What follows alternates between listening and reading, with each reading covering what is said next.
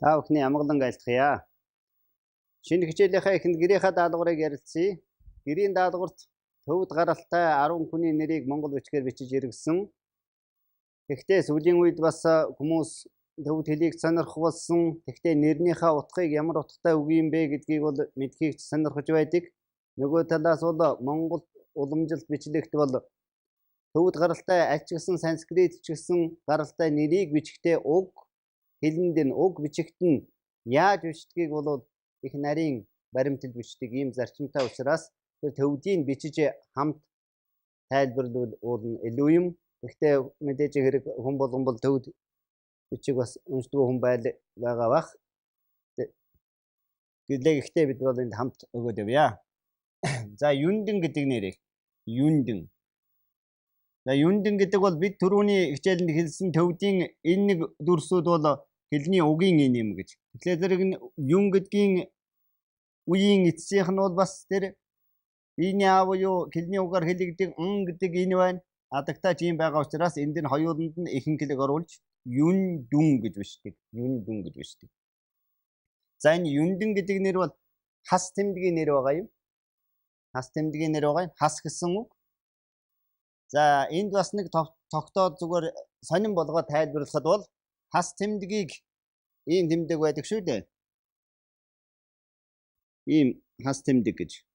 Энэ тэмдгийг бол Гитлерийн Герман төгс улданд хийснээс манай уламжилт энэ бол хуучин Монгол өн эртний уламжилттай хэм.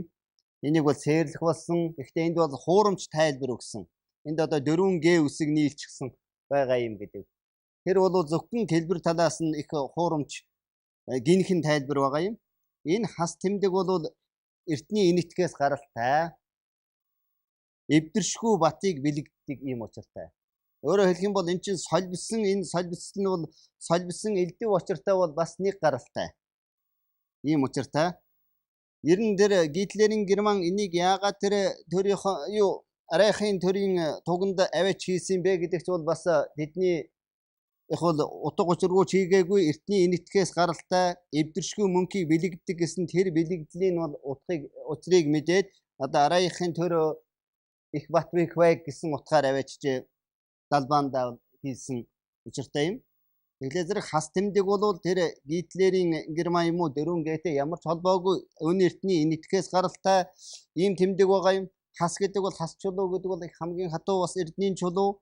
Хас гэдэг бол эвдэршгүй мөнхийг бэлэгдэг элдв учир гэдэгтээ насагдоржтой бас ойролцоо ийм утгатай зүйл. Тийм ч учраас энэ хас тэмдгийг бол ихэвчлэн суудалдаар бол хэлсэн байдаг. Тэр суудалдаар бол хас тэмдгийг хийдэг нь бол тэрэн дээр суусан хүний өлмий бол мөнх Батбахыг бэлэгдэг. Нөгөө талаас олон хас тэмдгийг нийлүүлээд хэлчихсэн нь бол түмэн наст гэдэг байдаг. Түмэн наст гэдэг энэ бол оймсны төрийн олон янзын Монгол уулзсанд олонтой байдаг шүү дээ. Тэгэхээр зэрэг тэр олон хасыг хэлчихсэнийг яагаад түмэн наст гэж нэрлсэн бэ гэдэг чинь бол энэ өөрөө эвдэршгүй мөнх Батыг бэлэгдэг учраас тэр эвдэршгүй мөнхийг бэлэгдэг тэмдгийг олныг хэлэхдээ зэрэг одоо урт удаан өн мөнх наслах гэсэн бэлэгтэй уулз болж байгаа юм. За тэрийг бол бас нариндэн сонирн болгоод тайлбарлачих. За эренчин. За академич эренчингой бол нэрээ ингэж бичдэг. Тэр чинь бол яг төвд одоо ихийг баримталж бичиж байгаа хэрэг. Энэ дээр нь байгаа гиг гэдэг энэ бол и их шиг байгаа юм. Энэ дэмб гэдэг энэ бол э их шиг байгаа юм. Тэгэхээр зэрэг эндээ итэй эндээ этэй болохтой зэрэг энд и энд э яг төвд ихийг бол ингэж баримталж бичдэг. Эренчин гэж. Эренчин гэж эрдэнэ гэсэн үг. Эрдэнэ гэсэн үг. За энэ монгол хэлний тэр эрдэнэ гэдэг бол бас монгол үг биш. Ардна гэдэг санскрит үгийг эрт цагт уйгураар дамжуулж авахдаа ардна гэдгийг эрдэнэ гэж авчихад одоо бол эрдэнэ гэдэг нь бол монгол үг ардна гэдэг үг танихаа болсон монгол үг шиг болчихсон байгаа юм. Энэ бол төвдөр эренчин гэдэг юм уу вэ? Эрдэнэ гэсэн үг. За ловсон гэдгийг лов сан гэд ихэнх хэлэхтэй бичнэ. Инглиштэй.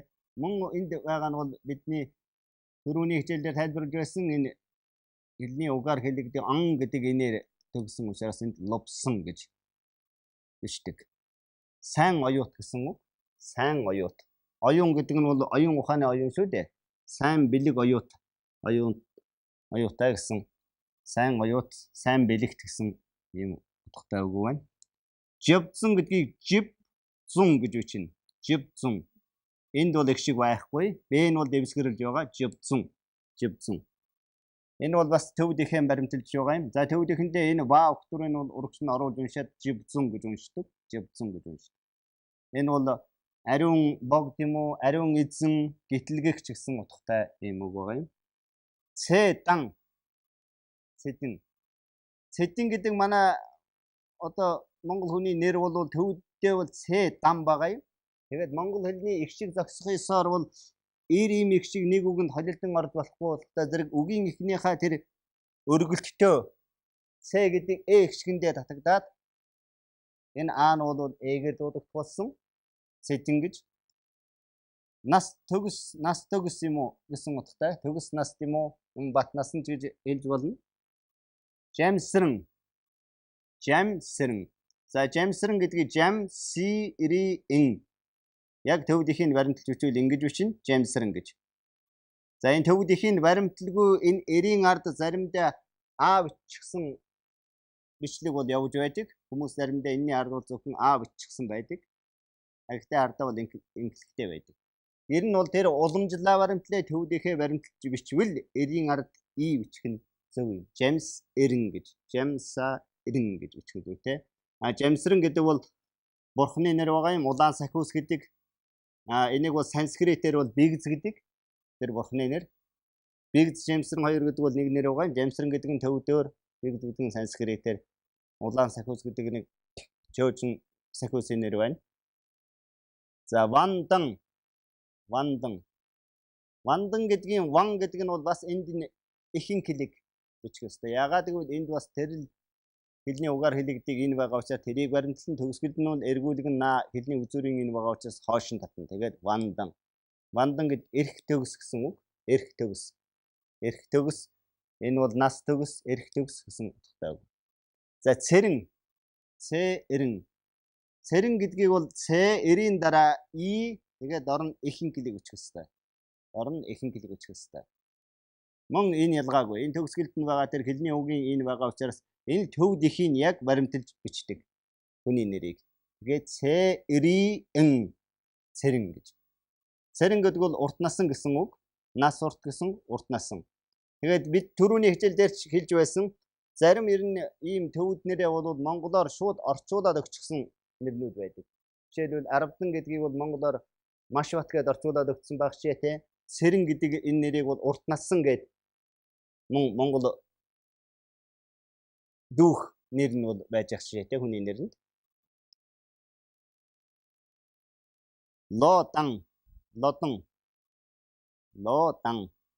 Лодан гэж ингэж бичнэ. Мөн төвдийнхийг баримталж бичвэл ингэж бичнэ. Лодан гэж бичнэ. Лодон биш, лодан гэж бичнэ.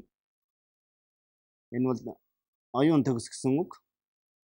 Төгс оюут гэсэн үг. За галсан гэдгийг галсан. Бас төгсгөлд нь галсан гэдгийн санг бол ихэнх хэлийг бичнэ. Урагшин татна өөрөөр хэлбэл галсан. Энд бол тэр хэлний үгийн гэдэг энэ байгаа учраас бяцхан А байгаа учраас энд бол ихэнх хэлийг бичдэг. Галсан.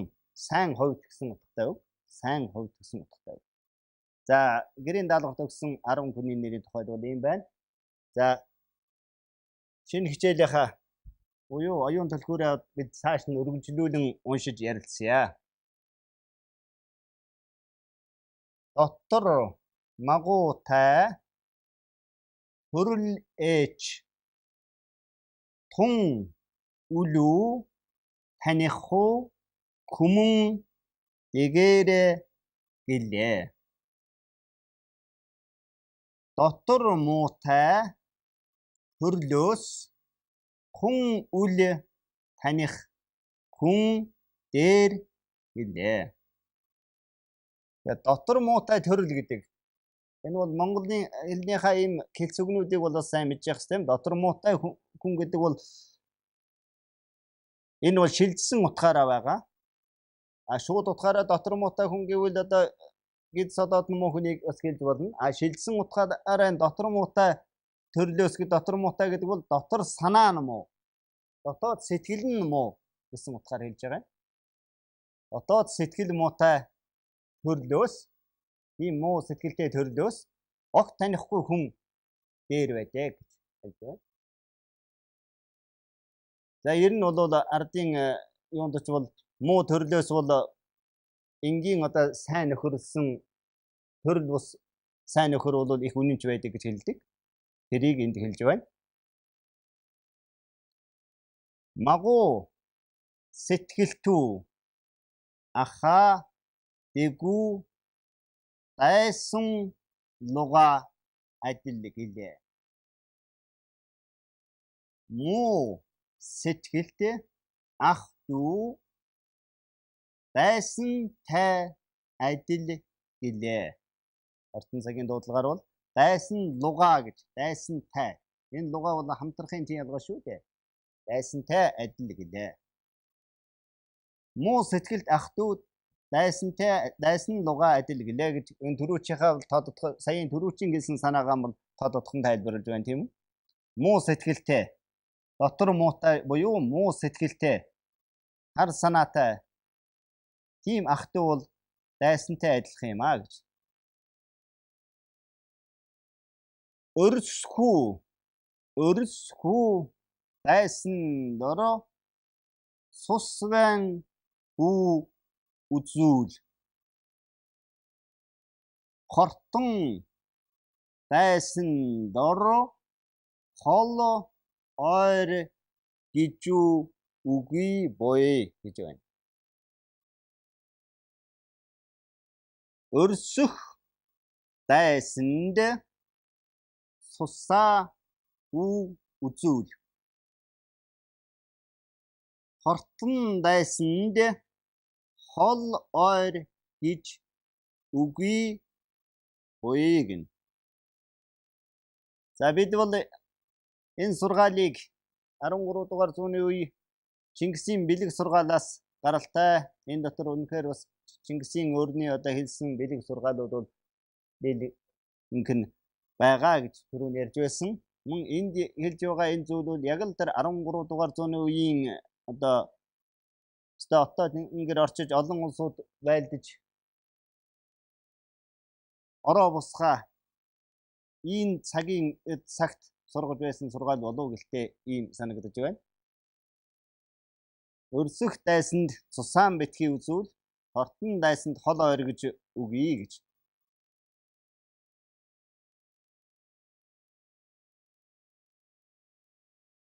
Хин хортой болбасуу шатар гижүү бүү янагала.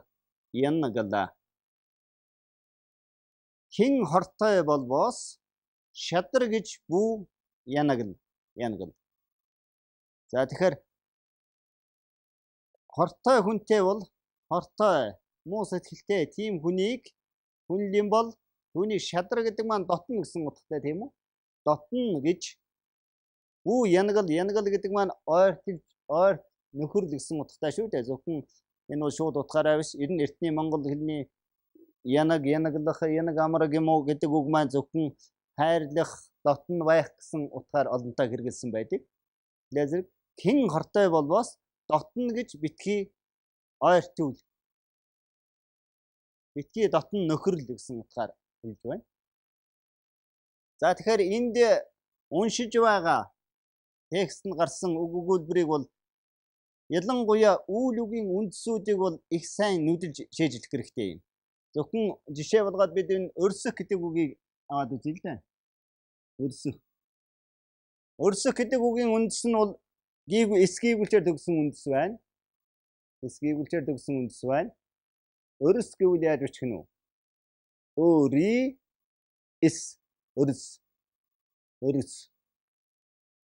Өрс гэж ингэж бичих нь. За тэгвэл эндээсээ цааш нь үг үүсгэх хэрэгтэй. Өрсөлдөөн гэвэл одоо яаж бичих вэ гэж. Дандаа тэгж энд байгаа үйл үгийнхаа үндсийг мэдээд тэр үйл үгийнхаа үндсээс цааш нь үг үүсгэж үзэх хэрэгтэй. Үг үүсгэж.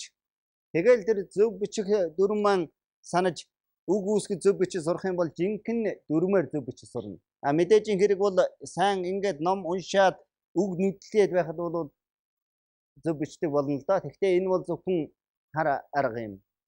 Зөвхөн хэлнийхаа зүүн дүрмийг мэдэж ингээд энэ бол ингэж бичиж байгаа юм а гэдгийг мэдэж бичнэ гэвэл үгээр задлж энэ ямар үндсэнд ямар дагавар залгаж байгаа вэ гэдгийг бодох хэрэгтэй. За тэгвэл өрсөлдөөн гэдэг үгийг яаж бичих вэ гэвэл өрс гэдэг энэ үндэс байна. Энэ дээр үйлдэлт гэмийн элдв дагаврыг залгана. Тэгээд өрсөлд болно. Тэгээд үүлийг нэр болгодог ген гэдэг дагаврыг залгах хэрэгтэй. Тэгээд өрсөлдөөн болох ёстой. Өрсөлдөөн. За тэгэхээр энд өрсөлдөөн гэхлээр энэ бол өрс гэдэг үйл үгийн үндэс бол гівлчээр төгссөн үйл үгийн үндэс байна. А түүн залгаж байгаа үйлдэлт гэмийн элдв дагавар бол давхар гээгүүлэгчээр эхэлсэн дагавар байна. Тэгэхээр энийг яаж залгадаг вүлээ? Энд бол холбох гişгийн дүрм юм уу? Дээрлэх гişгийн дүрм гэж өмнөх хичээлүүдээр бид олонтаа ярьдаг. Энэний хооронд гидс жиргэлт хэрэгтэй. Тэгээд өрсөлдүүгэн гэж бичих нь байна. Өрсөлдөөн гэвэл. За энд багтаагаад жижиг шиг биччихье.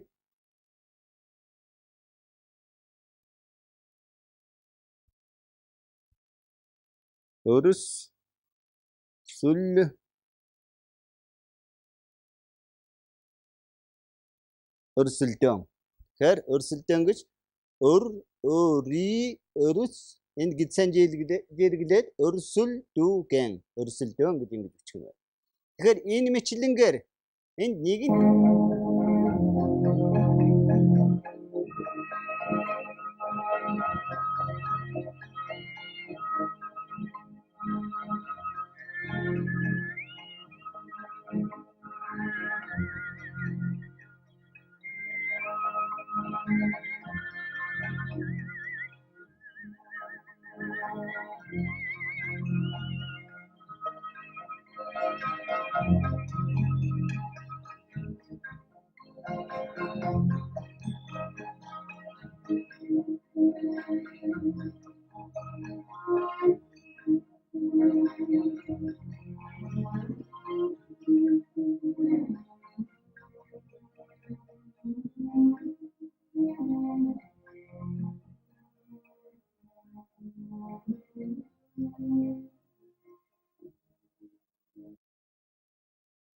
за үргэлжлүүлэн уншия. Хин тустай болбоос гадуурхаж үү ялга. Тусыг хийж байгаа үнэн чөдрөх хүнийг битгий гадуурхаж ялгаа гэж байна. Зөвхөн явах уу хүмүүнийг үү дарал. Буруутай явах хүмүүнийг үү асар. За одооны алтан цагийн дуудлагаар уншвал зөвхөн явах хүнийг үү дарал, буруутай явах хүнийг үү асар. Тэгэхээр зөвхөн явах хүн гэдэг үнэн зөвөөрөө шударгаараа яваа хүн гэсэн үг. Тийм хүнийг битгий дарал. Буруутай явах хүн гэдэг маань буруу хэрэг хийж байгаа. Үнэхээр гэмтээ хүнийг бол битгий өмөөрч асар гэсэн ийм сургаал байна. Энэ бол 13 дугаар зууны үед бол Чингисийн бэлэг сургаалд бол олонтой давтагдж байдаг. Нуус совчоонч хүртэл Чингис бол хүнд бол яг ингэж ханддаг. Үнэнгүй зөв байгаа хүнийг бол дайсны баатрагч хүртэл өршөөж байсан. Буруу хэрэг хийсэн бол өөрийн шадар хүнийг ч гэсэн цээрлүүлж эсгээдэг байсан. Ер нь бол тэр зөвхөн хүнийг битгий дарал, буруутай явах хүнийг бүү асар гэдэг. Энэ чинь бол зөв яваа хүнийг бол зөвөр нь хэлж, буруу хүнийг хийсэн хүнийг бол тэр бурууг нь хэлж цээрлүүлж байж л шудраг ёс гэдэг бол тогтдог учиртай байна л да. Магуу явах уу хүмүүнийг ихэд хайрлавас харин бие дор халдах гим буй. Муу явах хүнийг ихэд хайрлавас харин бид халдах гим буй гэнэ. Тэгэхээр муу явах хүн гэдэг бол энэ зөвхөн аж амьдралаараа юм уу өөрийн би эрхтнэрээ ч юм уу дорой зүсэрээ муутай ядуу яваа хүн гэсэн утгаар бол хэлээгүй байна. Муу явах хүн гэдэг бол муу үйлийг хийж яваа хүн. Ортой муу санаатай хүн. Ийм хүнийг өмөөрөөд өөгшүүлээд байх юм бол харин өөрт чинь халдах юм гарнаа гэж хэлсэн байна. Сайн ардыг магуулвасуу харин хойно гимших буй гэж. Сайн ардыг муулвас харин хойно гимших буй гэнэ. Тэгэхээр сайн ардыг энэ саяхан хэлсэн өгүүлбэрийн бол эсрэг санаа хэлж байна. Сайн ардыг муулвас харин хойно гимших буй гэж. Үнэхээр үнийн шударгаараа яваа хүнийг муулах гэдэг маань зөвхөн муу хэлэх биш.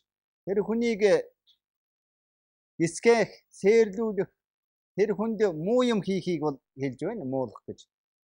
Үнийн шударгаараа яваа сайн үйлстэй ийм хүнд муу юм хийх юм бол хожим хойно өөрөө гимших явдал гарч ирнэ. Би энэ тийм хүнийг яах ч ийм муу юм хийвдэ гэсэн сэтгэл бол хожим ийм гимшил зайлшгүй ирнэ гэж хэлж байна. Сайн одоо өглөгөгч үүлээ захирга. За тэгэхээр энэ бол эзэн ноён хаан хүний тухайд хэлж явах шиг байна. Хэлж байна. Сайн ардад өөрийн албат ард дотроос үнэнгүй шудраг сайн үйлстэй ийм хүнд бол өглөг өгнө гэдэг бол туслах сэтгэлээр тусалж өөрийнхөө ажил хэргийг мэд захируулъя гэж. Тэр хүнд бол эрх мэдлийг өгч үйл ажиллагаан даалга гэсэн утгаар хэлж байна. Хэдвээ өргөмжлөгдөвчүү өчүүхэн сэтгэлийг барьж олон луга зах. Хэдий өргөмжлөгдөвч өчүүхэн сэтгэлийг барьж олон луга зах. Тэгэхээр хэдий өргөмжлөгдөвч өчүүхэн сэтгэлийг барьж олон луга гэж олонтой зах гэж. Энэ зах гэдэг маань нийц. Олон хүнтэй бол санаа нийлж хэдэнтэй бол сэтгэлэн хуваалцаж яв гэсэн утгаар хэлж байна. Хичнээн чи өргөмжлөгдөвч ихнэр алдар албан тушаалыг авлаач гэсэн сэтгэлэн бол өчүүхэн байж, өөрөөр хэлбэл омггүй байж, сэтгэлийнхэн омгийг дарж, дорд сэтгэлийг барьж, ард олонтойгоо нийцэж, сэтгэлэн хуваалцаж яваа гэж сургасан байна. Энэ бол өнөөдөр ч гэсэн мэрэгэн сургаал сонсогдож байна. Гинэт оройтвас гимшил үгүй хатуужих хэрэгтэй. Гинэт оройтвас гимшил үгүй хатуужих хэрэгтэй. Гинэт оройтох. За мөн дөрөвнийхээ үлдгөө их өндөр нэр алдартай байгаад ч юм уу, өндөр албан тушаалтай байдаг юм уу, сайн сайхан амьдарч байгаад гинэт оройтвол бити гонж утрахын хэрэггүй. Хатуужих хэрэгтэй. Сэтгэлэн чанга барьж тэсвэртэй байх ёстой гэж сургаж байна. Хүмүүнүү нэгургэж нүрийг нэгургэж бичдэг. Хүний нүрийг харал үгүй. Үүлвэн туйлдор хүртэл зүтгэж хэрэг ян бүтүүгээ. Хүний нүрийг харал үгүй. Үүлээ туйлдор хүртэл зүтгэж хэрэгэн бүтээ. Тэгэхээр хүний нүрийг харалгүй гэж. Хүний нүрийг харна гэдэг бол энэ хүн юу гэх бол тэр хүн юу гэх бол гэдэг юм уу? Элдв бэлдүүч сэтгэлийг агуулалгүй. Өөрийнхөө баримтсан тэр үнэн зөв шугамаараа үйл ажиллагаа туйлдын эцэст нь хүртэл зүтгэж тэр гүйлэн бүтээж яваа гэж. Тэгэхээр эн чинь хийсэн бүтээсэн ажил хийвэл дуустал, давс хийвэл уустал эцэст нь хүртэл зүтгэж бүтээж явбал тэр хүн туйлбартай хүн байх юм аа гэдгийг бол энэ санааг энд хэлж байна. За ингээд өнөөдрийн хичээлээр унших оюун түлхүүр сургаалынхаа хэсгийг үүгээр завсарлая. За гэрийнхаа даалгаврыг өгчихье. Гэрийнхаа даалгаврыг бичээд аваарай. За мөн ахаад 10 хүний нэр бичиж ирээ. Ер нь хүний нэрүүдийг бол бичиж өгөөч гэсэн ийм санал хүсэлтэй олонтой ирдэг. Ялангуяа энэ гадаа төвд гаралтай нэрийг одоо яаж бичих вэ? Энийг хэлж өгөөч гэдэг. Тийм учраас гэрийнхаа даалгаварт ийм нэр бол бичиж бай. За бичээд аваарай. Содном, Содов, Сандуй, Сибжид, иш дорж гэдэг нийлмэл нэрэнд ч явж байдаг. Зүгээр иш гэсэн нэрч байдаг. Лам, дулмаа, долгор, должин, гава. За энэ 10 нарыг монголоор бичиж ирээрэй гэрийнхаа даалгаварт. За ингээд самбарт байгаагаа ахид нэг сайн харж яваад дараа нь бид өнөөдрийнхөө үзсэн оюун түлхүүрийн хэсгийг цаасандаар биеэр бичсэн байгаа. Түүнийг бас нэг удаа хичээлийнхаа төгсгөлд хамт уншнаа.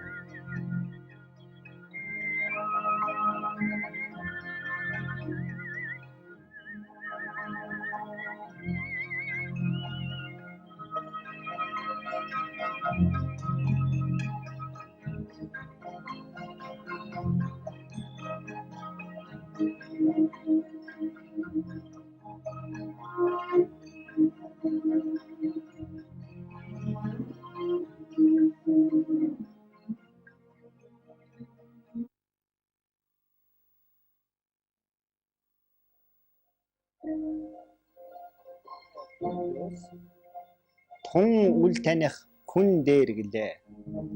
Муу сэтгэлд ах дүү дайсан луга адил гэлээ. Өрсөх дайсанд сусаа бүү зүйл хортон дайсанд хол ойр гэж үгүй буй. Хин хортой болбоос шадар гэж бүү янагла. Хин тустай болбоос гадуурхаж бүү ялга. Зөвтөө явах хүнийг бүү дарал, буруутай явах хүнийг бүү асар, муу явах хүнийг ихэд хайрлавас харин бийд халдах гэм буй. Сайн ардыг муулвас харин хойно гимших буй. Сайн муу үнэн худлыг ялгаж мэдэх хэрэгтэй.